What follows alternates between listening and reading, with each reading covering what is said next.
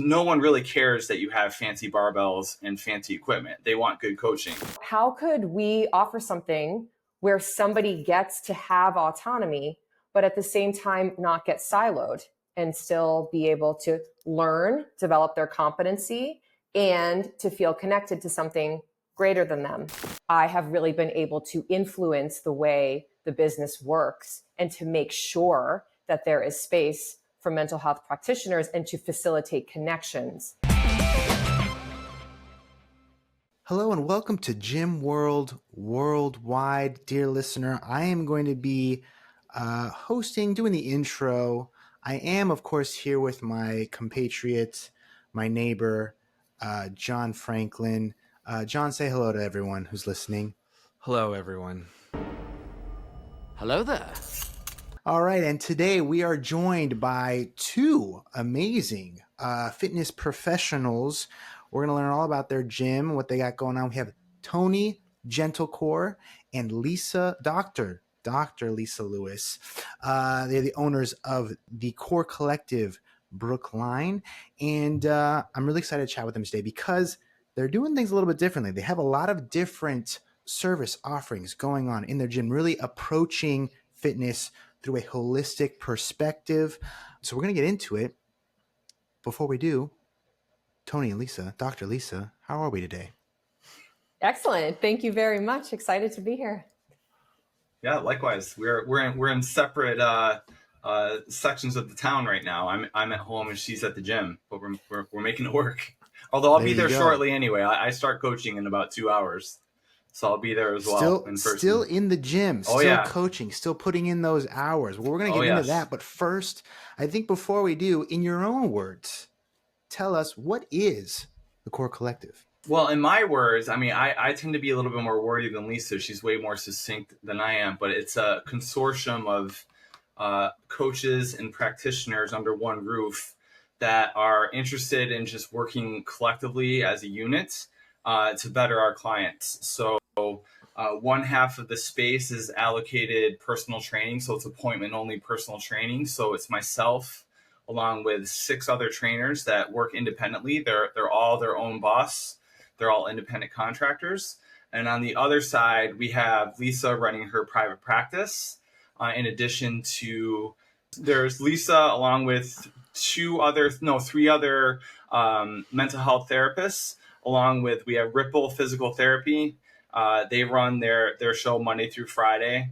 And we also have Stephen Lasky, who is a chiropractor who works out at the space.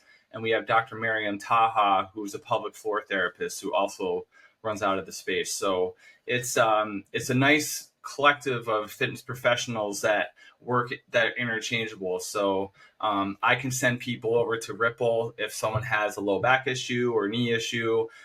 If I have someone who's postpartum or expecting their first, second, third child, I can work with Miriam on that. And of course, there's Lisa who also works on the mindset side of things. So, we're working on people's bodies and minds simultaneously, which is a bit of a unique approach compared to other facilities and other gyms. And Dr. Lisa, what's the short version? We are a collective of practitioners who enjoy working autonomously. I find that most of the best practitioners dream of a day when they can be free from institutions and hospitals and can work and see patients the way they want to work, combined with getting to work in an environment that is highly collaborative, interdisciplinary, and supportive so that you can really give holistic care, which I think most really good providers long to be able to provide. So the client is benefited because they get all the best referrals, they get excellent communication between their providers and coaches, and the people who work here is also part of our mission to provide them with the ideal environment where they can practice autonomously and run their own business, but they can also be part of something larger than them and benefit from that collaborative spirit. I will say I am kind of upset that you went with Core Collective instead of Tony's Techno Palace of Deadlifts and Dreams. That was option number 2, but I felt that was going to be a hard sell to the town of Brookline to get that approved. So I went with Core Collective. Yeah. There's also going to be Second Brick Shit location, House of you know? Deadlift Dreams, but that was going to be too long as well. That's for Tony Hardcore, not Yeah, Tony exactly. Gentlecore. Exactly. Well, I do love it because I have found, I'm out of the game now, but I did do a fair amount of coaching. I did do a fair amount of personal training, and you do become kind of, in a lot of ways, you're spending, hour-long sessions with these people. You kind of become the therapist as well. You're hearing about their lives. You're hearing about their hopes and dreams, their struggles.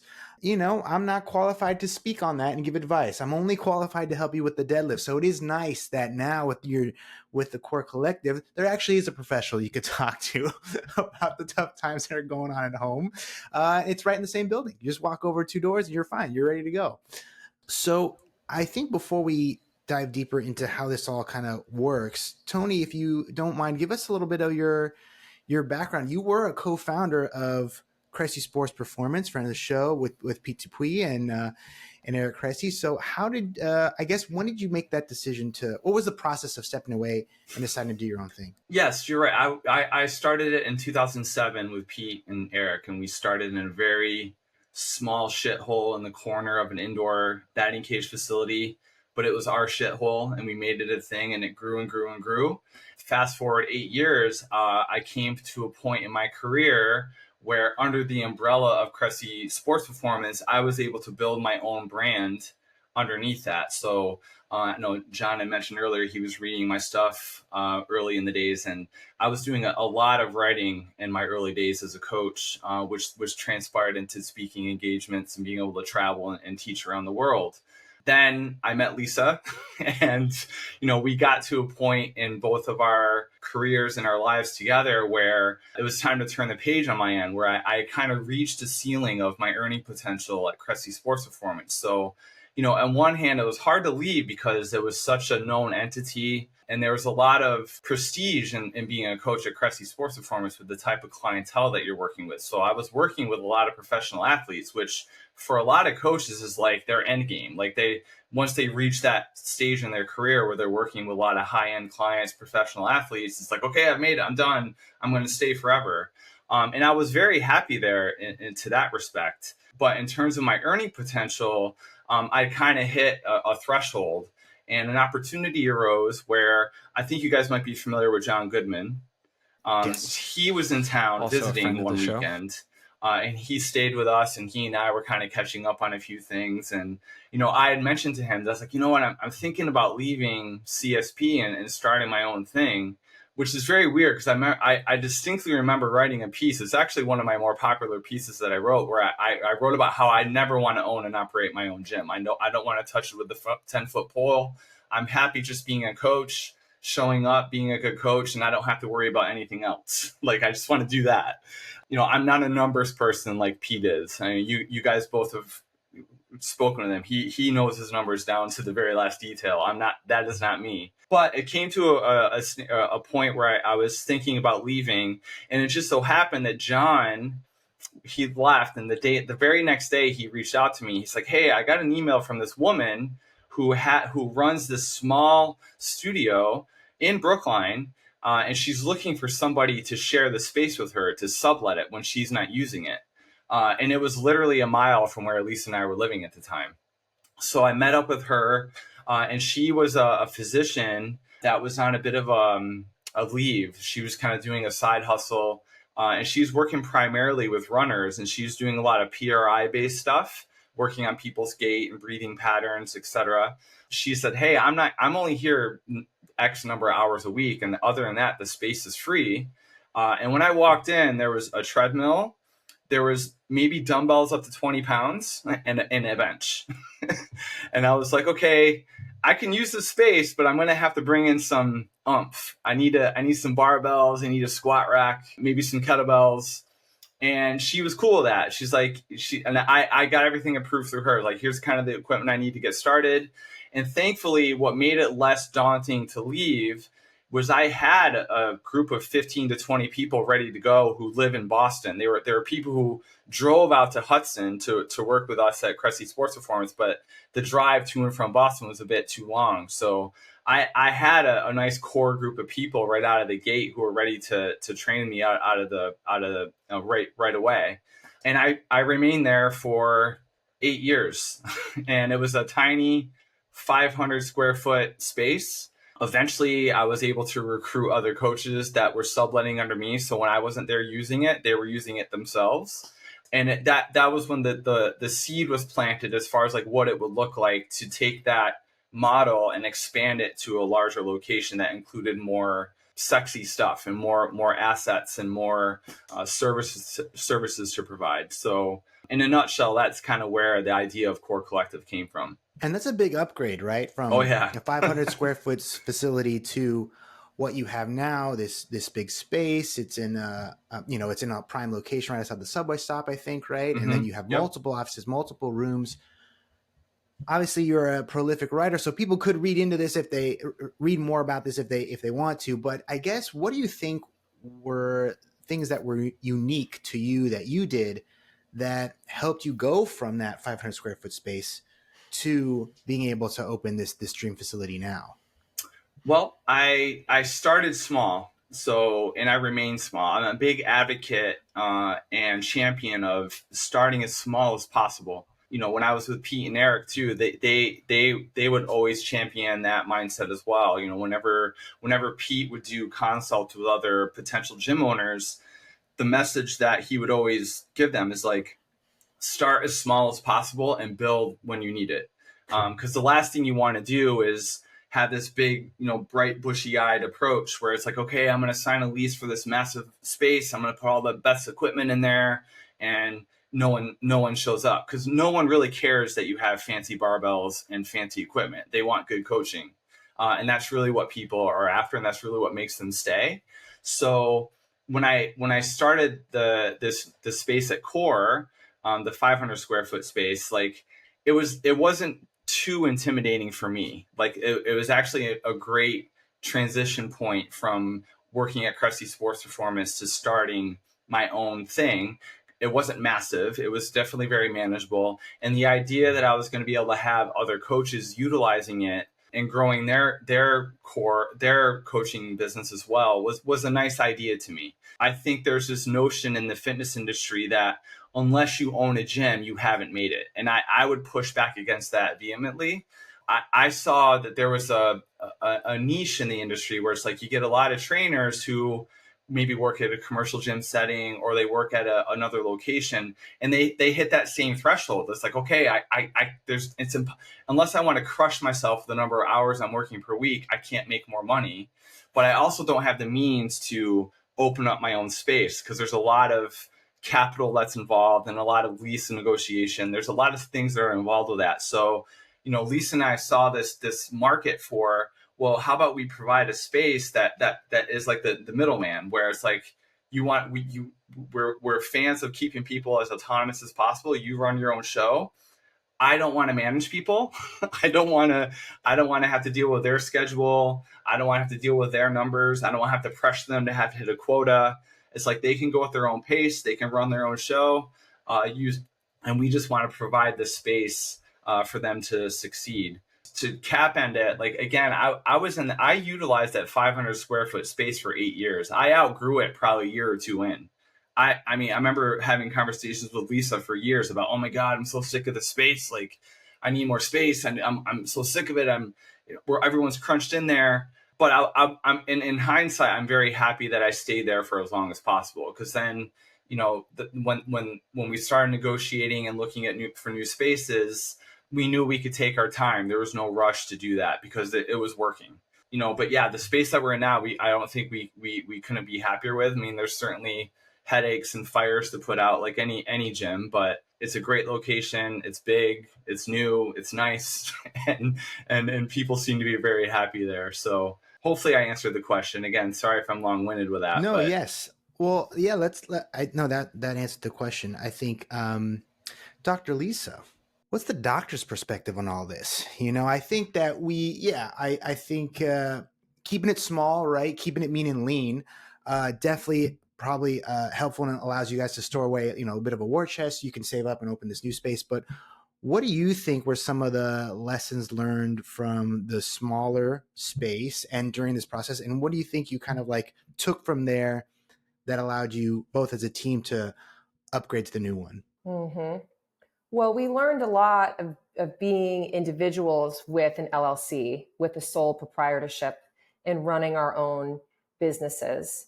So I was running a private practice while Tony was working out of Core, and we experienced what that is like on that level to manage your own little show. And the benefit of it is you get to exercise autonomy. You don't have to deal with a lot of the parameters or the BS that you have to deal with if you're in a big box gym or you're in an institution. So I'm a clinical psychologist by trade and spent plenty of time working for the man before I was working for myself. My dissertation was on motivation. It actually was on exercise motivation, but I care a lot about motivation and what makes people tick and what makes people happy.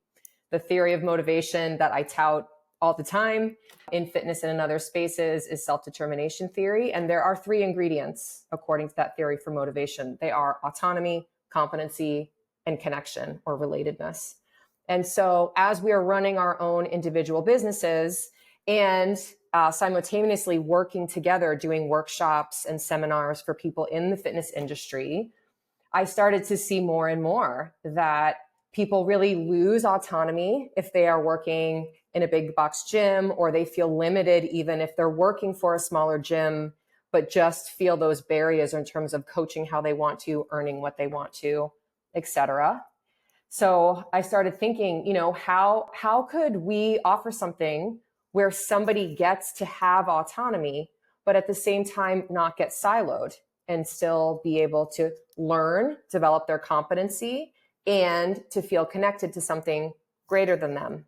And so as Tony and I were doing seminars and running our own businesses, and Tony's outgrown his space, just talking more and more about what we could offer and what the mission would be of a gym that would be not just for the benefit of clients, but for people who would work here out of the space, what could they get out of it? And so we thought if the mission really drove practitioners getting to use their autonomy, but also build their competency via this interdisciplinary team and be connected and provide this holistic care, which we don't do a good job of in the US or other Western countries, maybe we could really offer something that keeps practitioners happy and from burning out. Burnout is a huge issue with healthcare practitioners. And it's, as they say, a turn and burn industry, right? And personal training. So we thought if we could create a sustainable lifestyle and professional life for providers,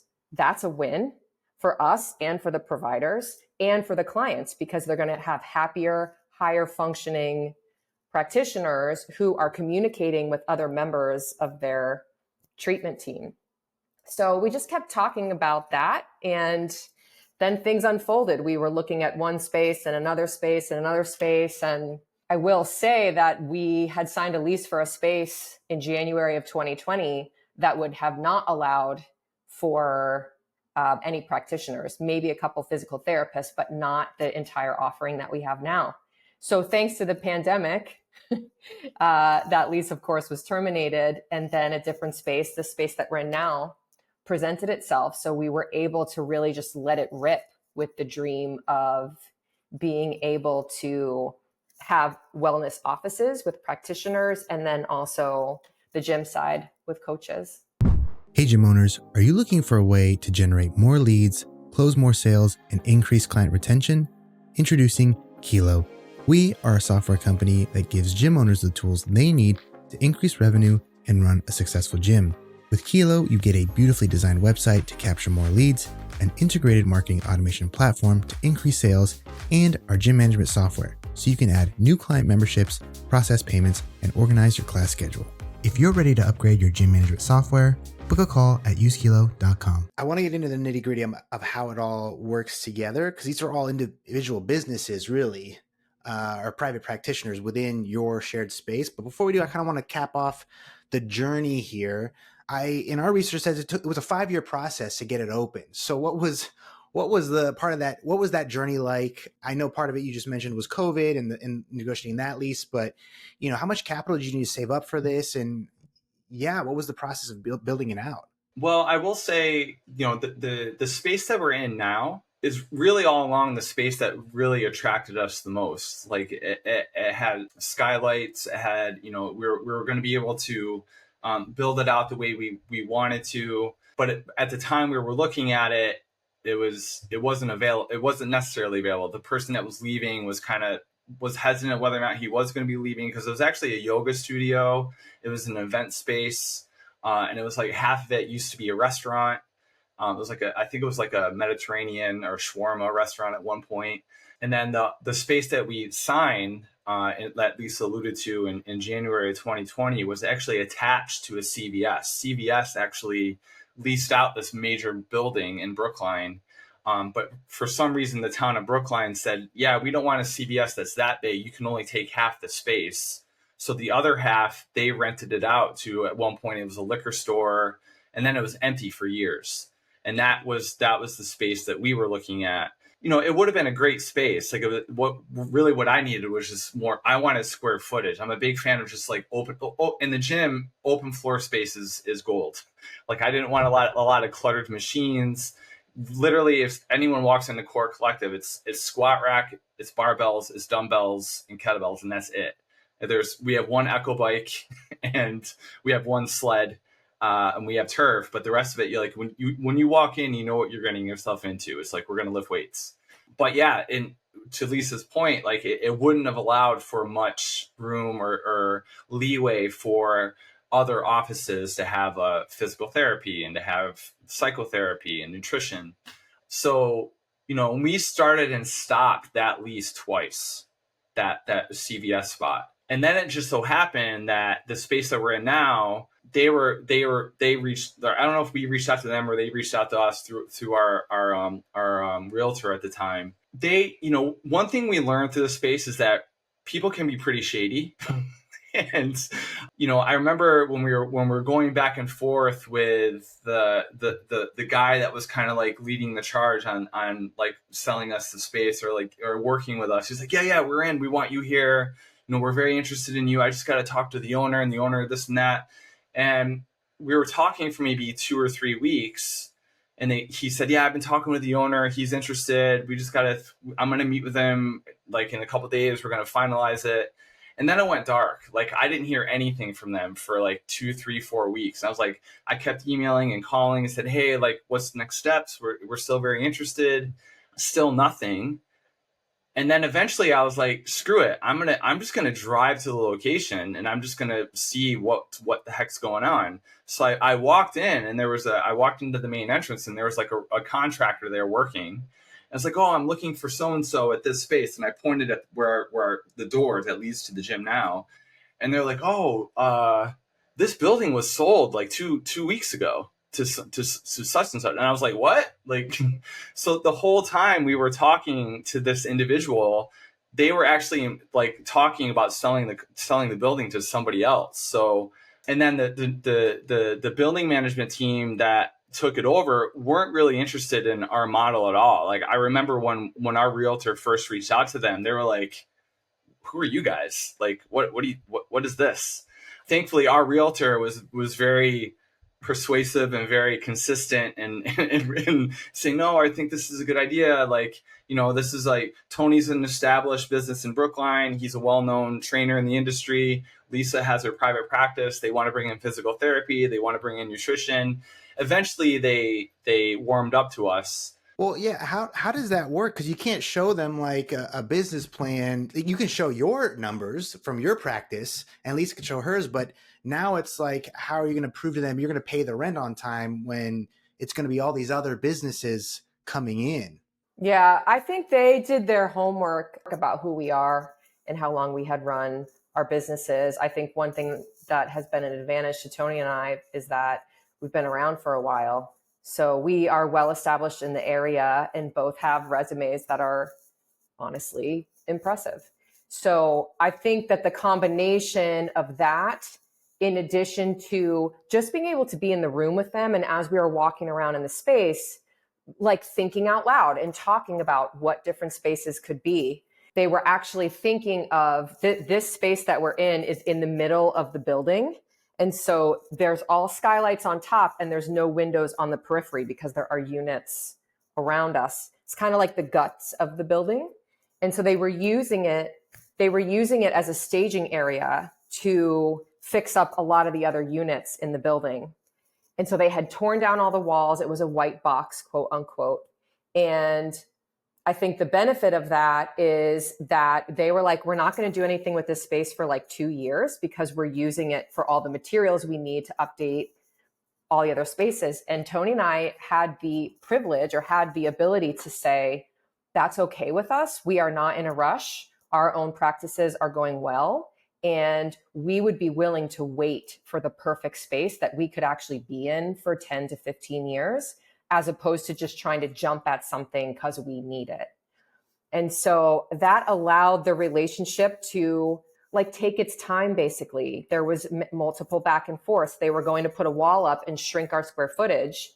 And as we were talking about that, I got to say, kind of to Tony, but also to the other people in the room, if we didn't put the wall up and we had all 5,500 square feet, then we could really let it rip with the big dream, which is to have multiple other practitioners in here in addition to you and me. And then the gentleman who was managing this, negotiation was like, oh, what do you mean? What's that?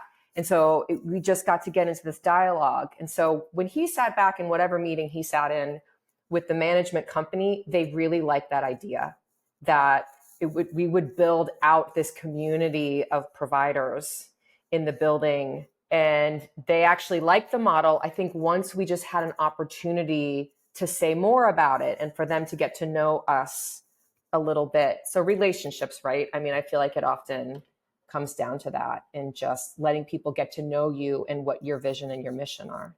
You also asked like financially, like what the costs were, what the upfront costs were.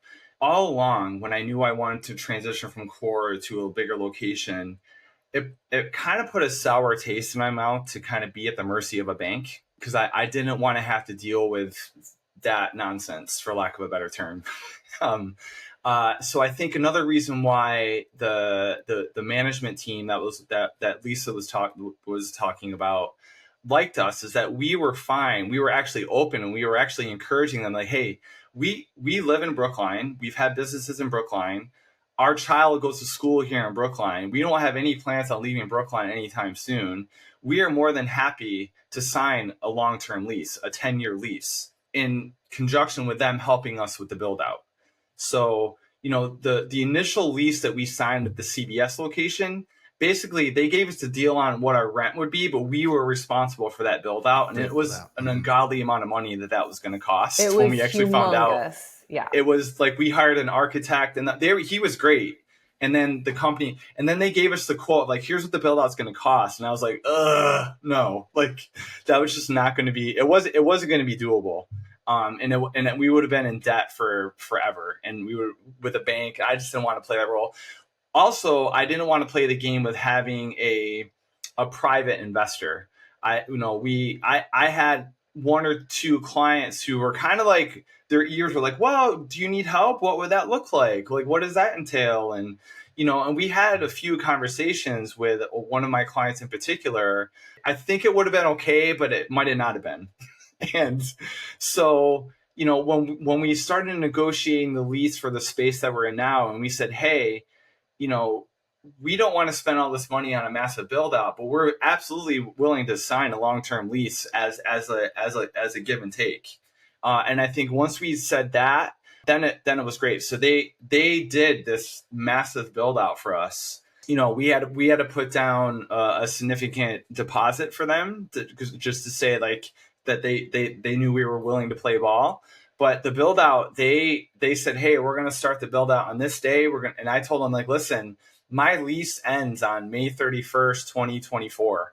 I need to be like training clients on June 1st, 2024 at this new space. And they made it happen. Like I would say it went about as smoothly as we could have asked in terms of like hitting all these benchmarks and like keeping us abreast of everything. I don't recall any major surprises from them in terms of like any additional costs from us. You know, there were things after the fact that we had to address in terms of like noise, which we might get into with this conversation. But I think the biggest bargaining chip that we had with regards to the amount of money that was required from us was the fact that we were willing to sign a very long-term lease. Just to say, hey, we plan on being here for a while, and they're obviously going to recoup their costs by a lot. But the fact that we're there for 10 years, we're paying them a lot of rent over 10 years. Right. So they're getting their money back from the build out. But we didn't have to spend any of our money up front to do the build out itself. Could you tell us then a little bit about how both of you, but Lisa, also Dr. Lisa, like you're both great at building your own personal brand. So how do you build a brand for the Core Collective when you have 15, 20 different businesses also kind of with their own brand potentially within your facility? How do you strike that balance? And then I guess a follow-up to that is, you know, let's say someone has a bad session or someone no-shows. Who's getting the bad review? Is it that business that's in your business, or is it the Core Collective, or vice versa? You know, if someone's doing a great job, who's getting that good review? Mm-hmm. Yeah, those are good questions. And those are really, I think, year one, that has really been what we've spent a lot of time thinking about and trying to address. Because everyone here, you're absolutely right, has their own brand, has their own mission statement, has their own way they work with clients, has their own fees and regulations.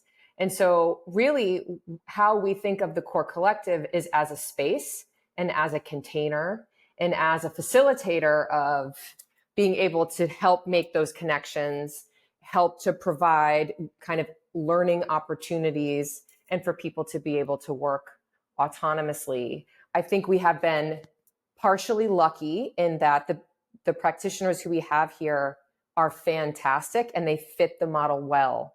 So I don't think this space is for everybody. It really has to be a provider who is happy to do their own marketing, have their own website, you know, run their own show without any hand-holding from us. And then who also wants to do things like participate in services or be a part of some community outreach. So Core Collective is really kind of a secondary background entity because the stars are the individual practitioners. It is kind of tricky marketing that, right? Because it's not really like we can have a commercial that's only about Core Collective without talking about all of these individual practitioners and their approaches to working with their clients. And how what's the vetting process like? How do you find these people? Are you like, do I need a pelvic floor person? Let's go find the best one. Or is it just from being in the game for so long, you have a strong network, you knew who would naturally be a good fit and who wouldn't? Yeah, so we had the privilege of Tony being able to put out there into the internet that we were opening and that we were looking for practitioners and describing what the space is. And then we just had many, many conversations with different coaches and providers who knew Tony, who had read his content or been to a seminar, who had took my course. I do continuing ed in the fitness space also. So we just kept having these conversations, and really it wasn't very hard, because I think people who really didn't fit the model, if they wanted to go somewhere where there was going to be like a funnel of clients to them and we were going to be doing the marketing and we were going to be handling, you know, they got the idea pretty quickly that that's not what this space is. And then people who had no clients and wanted to start from scratch, we were able to make it clear, like, you will be building your business if you come here. And then there were folks who had a full-blown business who just wanted to be able to come into a space and let it rip. The coaching part, from my point of view, that went quite smoothly because of how established Tony is and how many people that he knew, and like the quality of trainers too that we attracted were people who were in that same wheelhouse that Tony lives in strength-wise. And then on the practitioner side, again, I just think people in physical therapy, chiropractic care, and even our pelvic floor therapist, you know, she is a CSCS. She's a personal trainer also. So that strength world, we really were able to attract people who think like we do in terms of strength and health. And then we're able to talk through, and people really weeded themselves out, just by talking through what the model looked like and what it would mean to be part of the team here. So how do you weave psychotherapy into the gym space, especially as wellness is growing as a category, right? I've talked to a lot of gym owners who are trying to figure out how to get the mental aspect into their gym somehow. And we tried it. When we had our gyms, we had a nutrition program and a challenge, and then we were like, well, really, this needs to be a healthy habits program. And we tried to do that, and it didn't really work. So, and a lot of gym owners are trying to figure out how to make this work as a part of what they offer, because again, it's about building healthy habits. It's about overcoming a lot of what's going on in here to help, reach your fitness goals as well. So how do you do it? And is there anything that other gym owners could do to try and, incorporate a little bit of what you guys got going on? Or no shot, because you have 20 years of experience, you're a licensed psychologist, and that's it, right? Well, that is it's the epic advantage that we have. I mean, I think, the unique ingredients of Tony being Tony and me being a clinical sports psychologist, and really loving working together is a special sauce that I don't expect everyone can go out and create. But I will say, because I am a mental health professional and I am in leadership and I have really been able to influence the way the business works and to make sure that there is space for mental health practitioners and to facilitate connections between personal trainers and psychotherapists. It's something I care a lot about. I think referral and getting people connected to mental health services is really the hardest part of the therapy process, or at least it can be. So that is a soapbox of mine. And I was very dedicated to making sure that mental health services are not only something we offered, but really the hallmark of Core Collective, that we are integrated, which means that not only do we have therapists here, but they collaborate with the dietitian. They take referrals back and forth from physical therapy. They're involved in services and coaching the coaches on how to help their clients up here. So I think baking it into the crust it makes it a lot more doable than, let's say, someone like you who's like, okay, how do we get mental health into the picture here? How can we somehow try to weave that in? I think that's a disadvantage comparatively speaking. And if there's somebody who's a mental health professional who's right in there, who has say and influence over not just what the mental health or the mindset services look like, but how the whole system operates, what the mission is, what the values are, how coaches coach, I think that probably really helps us to just have it be a really consistent part of all the different aspects of services we offer here. And I hope that it stays that way. I mean, I'm very committed, of course, to making sure that psychology and behavioral health and mental health really stays one of the foci of the gym. Well, we've been kind of dancing around it. We've mentioned different services. What are the services you all provide, and how do you charge for it all? When someone walks into the gym or someone calls, how do they get funneled through? What are the services you provide, and how does it all work in terms of pricing? There might be a more streamlined way of doing it, and there, when someone listens to this, they might be like, "You idiots! You could do it this way." The easiest way that in my mind, that I thought about doing it is there's me. So there's people who come across my content on T Nation, Men's Health, or my website. I'm easy to get a hold of. I'm easy to find. But there's a lot of people that in and around Boston that are interested in training and look up Gyms Brookline, and they come across Core Collective and what is this place? They have no idea who I am or any of the other coaches are. So when we do get cold walk-ins, which is a little bit of a thing at our place, I think Lisa alluded that we're inside the building. We don't have a door front of from the sidewalk to our gym. You have to walk through a lobby to get to, you have to be in the building in order to realize that we're a gym inside. But what we do now is when people walk in, we have a placard on the wall that has a QR code to our website, to our Google page, and then to our Instagram. So like someone came in today while I was working out actually, and she walked in and she's like, oh, I'm curious like what this place is about. And so I gave her the 10-second elevator pitch. And I was like, you can like scan this QR code that's going to take you to our website, and you're going to be able to read all the profiles of the practitioners and coaches that work operate out of this space. And if somebody piques your interest, you can reach out to them via their email on their profile. And that's really how it's working right now. And it seems to be working. And then also it's just, word of mouth and referrals from current clients. I mean, I think that's really the crux of where most people's business comes from in the first place, is like a current client refers a family member or a friend or a colleague over to the coach. So in terms of pricing and stuff like that, again, everyone runs their own show. Like I have no say in what someone charges for an intake or their assessment or what packages they do. Like they are in charge of that. The only thing that I am in charge of is saying, here's what the rent is, here, in terms of like covering our overhead. And some coaches go by the hour, like they just rent the space by the hour. And some coaches get to the point where they're considered full time. They kind of reach this threshold of like the number of clients they're seeing per week, and they hit full time, and they just pay a flat rate for unlimited use of the space each month. And then what we do is we invoice the coaches at the end of the month, and then they in terms of the number of hours they did, or whether or if they are considered full time, and then they pay the rent, and that's really their only responsibility.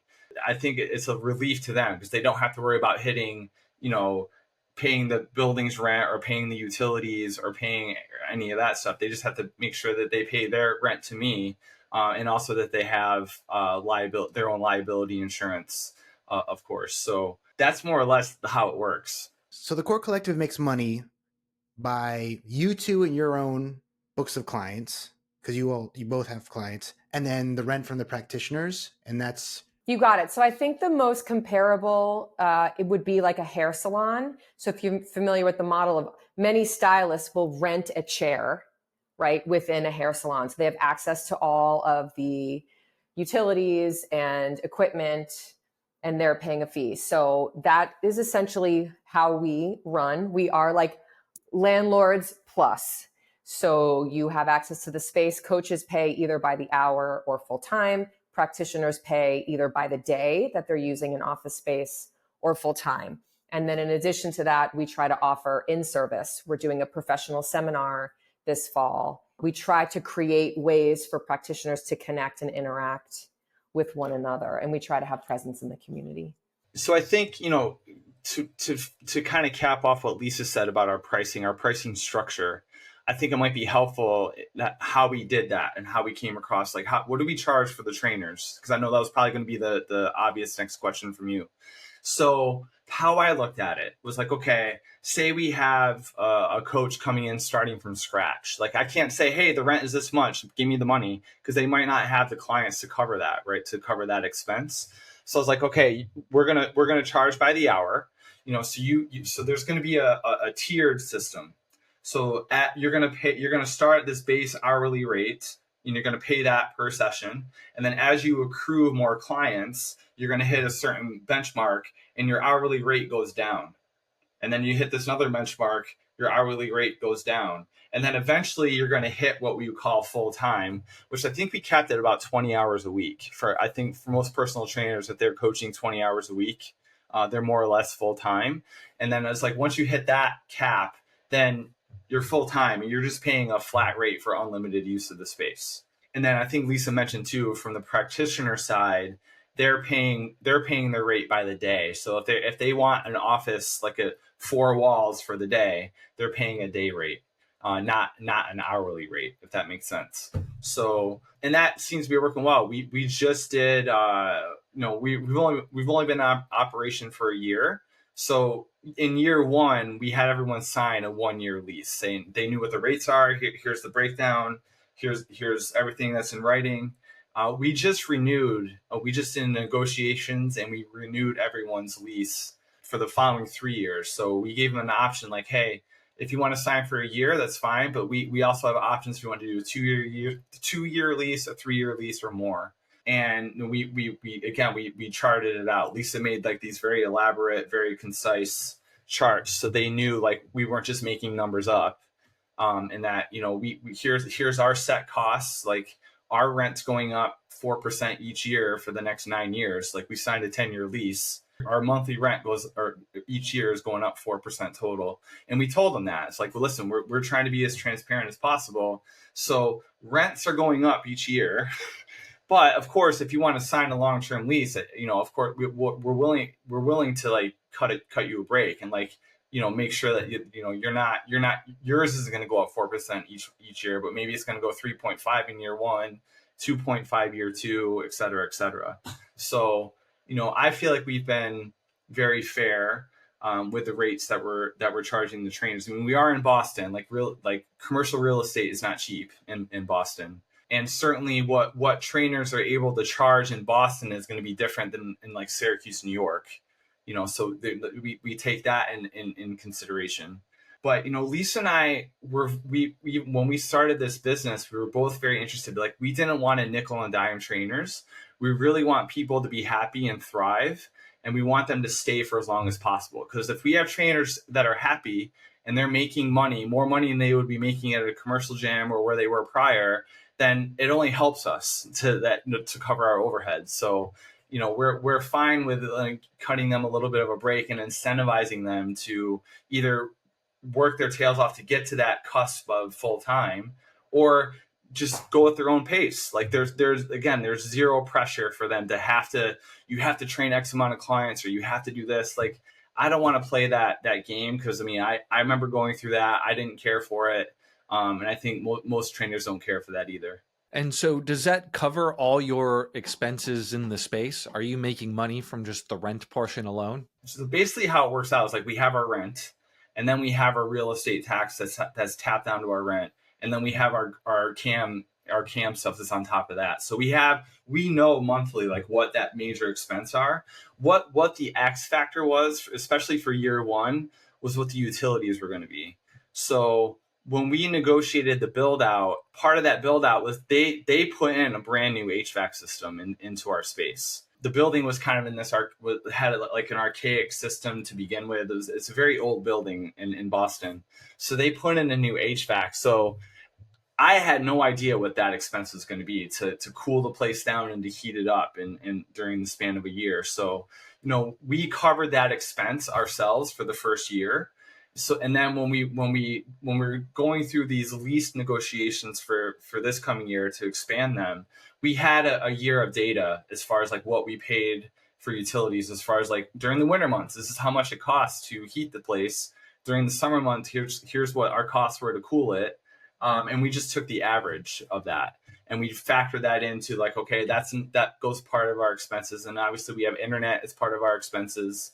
You know, I'll purchase equipment. Not that I factor in purchasing equipment as part of an expense, but we kind of have a good idea of like what our monthly like set in stone costs are. And right now, speaking candidly, our goal in year one was to get into the black by month 10 of our first year lease. We got there in month 9, which we were very happy about. And now we're at a point now where we are in the black in the terms like we're covering our overhead by collecting rent, but now we're in a surplus. So now that surplus is basically going toward, you know, where we need it to go. The fact there's a surplus, which is a good thing. So, you know, and of course the benefit of all that is when we have our expenses matched, like basically all of my income as a coach myself is profit. Like, I mean, yes, I have to pay my taxes and I have we have our family expenses and we have our family budget and stuff. But in terms of like the facility and what those costs are, because the cost went up exponentially when I switched from Little Core to Core Collective, 500 square feet to 5,500 square feet. My overhead went up a lot. So, and I was eating a lot of that difference for the first year, which was fine. But our Lisa and I's goal for in year one was, okay, let's try to get even as quickly as possible. Like hopefully by month 10, we did it in month 9, which we're patting ourselves on the back on. And now it's just a matter of like, okay, we're there and we're there a little bit more. You know, we still have spaces to fill in terms of like, you know, whether more of the coaches want to accrue to the point where they get to full time. We're looking for a massage therapist. That's been a very arduous thing to find. For some weird reason, like finding a good massage therapist is hard. And I'm not the first one. I've talked to other gym owners, friends of mine here in Boston. It is a weird dynamic of finding that. And I think Lisa would like to find an acupuncturist at some point. So we're not at full capacity in terms of like what our, we have a vague idea of like what our, when we are at capacity, how much income we would actually have. We're not there yet, but the fact that I think percentage wise, I think we're at 124% of our rent right now, our overhead, which we're happy with. And we have room to grow. So, you know, part of the build out was like, okay, let's build the office space so we have rentable space that we can rent out, you know, and at some point they're going to be filled. So it's a good problem to have in terms of having that the free days. Cause like, you know, as an example, our pelvic floor therapist is only there 2 days out of the week. So that office, the other three days during the weekdays and all weekend is completely free. So that's what I mean about having more room for practitioners to come in, if that makes sense. And to be clear, when you're stating those numbers, that's before any money you make training and any money Lisa makes doing her, like that's essentially gravy for you guys. Yes. You basically reverse engineered a free 5,500 square foot space in Brookline. That's kind of what it comes down to. If for some reason we were an abject failure and we weren't able to recruit coaches to come and train or practitioners to come in, you know, we combine our incomes combined would be able to cover our overhead. That was kind of an important component to have. And thankfully too, as we were doing the build out, we were negotiating with Ripple Physical Therapy. So our largest tenant is Ripple, you know, and they have the largest square footage in terms of office space in the whole unit. So we locked them down before we opened up our doors. So they signed the lease before we even started. So, you know, that we knew that was going to be a big chunk of our overhead that was going to be taken care of, you know. And I had three coaches that were going to be ready to go on day one, because a couple of them follow me from Original Core. They were just like, well, we're just going to come on over and follow you over there. But everything else, like, we made the difference on for year one. So in terms of like covering our rent, covering our utilities, we spent a lot of money in the past 2-3 years. Like a lot of checks were going out to not only do the build out or help with the build out and get the equipment purchased and the flooring down and all that stuff, but also, you know, covering new liability insurance. And, you know, I mentioned like we had noise issues when we first opened. So we had, you know, originally the original build out, there is a dividing wall between the gym and the offices, but there was an open part of that wall was an open space there was like a back hallway that led to the offices. And a lot of the noise from the gym was reverberating into the back offices that it was disruptive. So we ended up having to put up the cost of, okay, we have to drywall it up. We have to close that off. No, that was $10,000 out of our own that we had to redo the wall. The building that we're in, there are a lot of art studios in there. And I think initially when we did the build out, like the management company were really concerned about the noise of barbells and plates and stuff like that. And I reiterated to them, like, listen, we're not CrossFit. We don't have a lot of people like throwing barbells over their head and dropping them down. I mean, there's people deadlifting and stuff, and there's normal noise of a gym, but we're pretty quiet for a gym. What ended up being the biggest crux was med ball work. So what I also loved about the space right now, there's this massive brick wall that I could throw med balls to, which I loved. Like I saw that wall and I was like, yes, I have this massive wall to throw med balls into. But the vibrations of those walls, or those balls hitting the brick wall, some of the artists upstairs were not too keen on that. So no, I understood. I was like, listen, I'm trying to run my business. You're trying to run your business. You know, I had to press the pause button a little bit for a while on the med ball stuff, but thankfully I found a solution. I found a mat that was able to absorb a lot of that noise, and you know, it was like a was a $300 fix as opposed to like putting up a new cement wall, which would have been way more than that. Yeah, the costs more or less, I think we're kind of set now. Now it's just a matter of like, oh, let's try to get a couple more coaches to full time. Let's maybe find a massage therapist and an acupuncturist to fill out some of the office spaces. If or when we get to the point where we're fully booked, that'll be nice because then I can kind of tone away. The goal is for eventually for me to kind of wean away my coaching. You know, I'm one of those people that when I think of retirement, I actually like welcome it with a big hugs. Like I'm completely fine doing jack shit. Like I'm fine not doing anything. Like I don't need to be somebody who needs to be work. I need to work. I want to travel and I want to chill and I want to watch movies and I want to read books. You know, Lisa, because, you know, with her profession, she really perceives herself being working with clients into her 70s and 80s. Just because it's not as much of a grind. Not that she's not dealing with some heavy stuff. She is. I mean, she's dealing, but she's not like, you know, she doesn't have to. Me, it's like I've been coaching for 20 years. It's like I'm 48. I'm still relatively young, but you know, do I really see myself personal training when I'm 60? Not really. So if we can get the space to full capacity and have that income just drive up a little bit higher, I can kind of wean away my coaching so I don't necessarily have to be there as much. And again, just the idea of just keeping the coaches happy. Like as of right now, everyone stayed and they're staying for the next 2 or 3 years and hopefully more. But, you know, life's going to happen. You know, some of the coaches are going to get married, get pregnant, move on. I guess I'll cross that bridge when I get there in terms of recruiting new coaches to make up for that. But again, I have a lot of career capital to hopefully make that as easy as possible. Hopefully, fingers crossed. So that is my final question. It's a unique model, and it seems like a lot of, you know, getting the space, getting the build out covered initially, having the timing to wait it out, finding the providers was largely built on the back of, you know, having an impressive resume, putting in the work, writing, you know, over 1,000 blog posts, going on the speaking circuit, doing all the things, right? And so is this model really only tenable for someone who is in a similar situation, who's, you know, pedigreed and well known? Or do you think something like this could work with someone who maybe is just starting out in the fitness industry or someone? 100%. And especially if they get in the mindset of starting small, like you don't need a big, sexy space.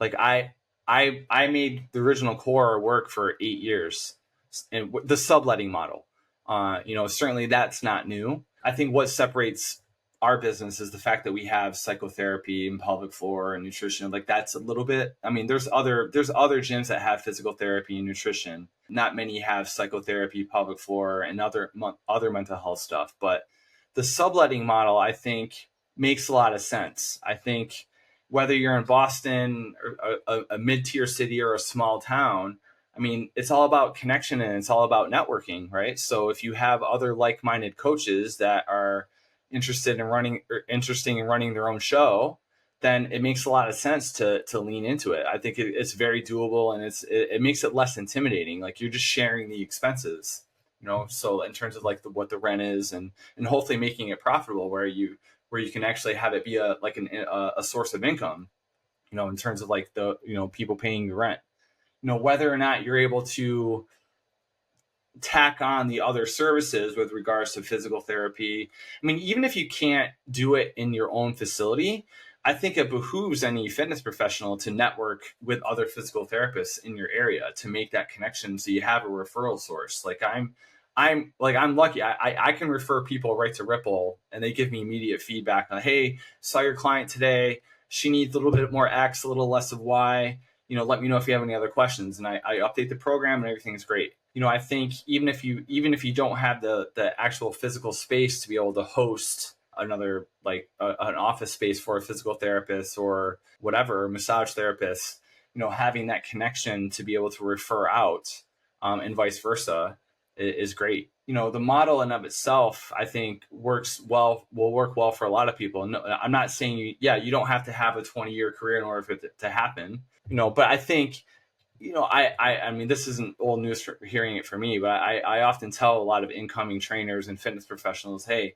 you do have to kind of put in the work in the initial stage. Like, I think it makes sense to do the grind for the first 2 or 3 years, up to 4 years in a commercial gym setting to become a better coach first, and to have a lot of access to different personalities and backgrounds and ability levels and injury histories.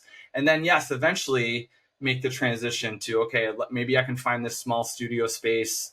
Maybe I can find somebody else to sublet under me, and make that a revenue stream. So yeah, to answer your question, John, no, I don't think you need to have my pedigree in terms of having this 20+ year career in order to make it work.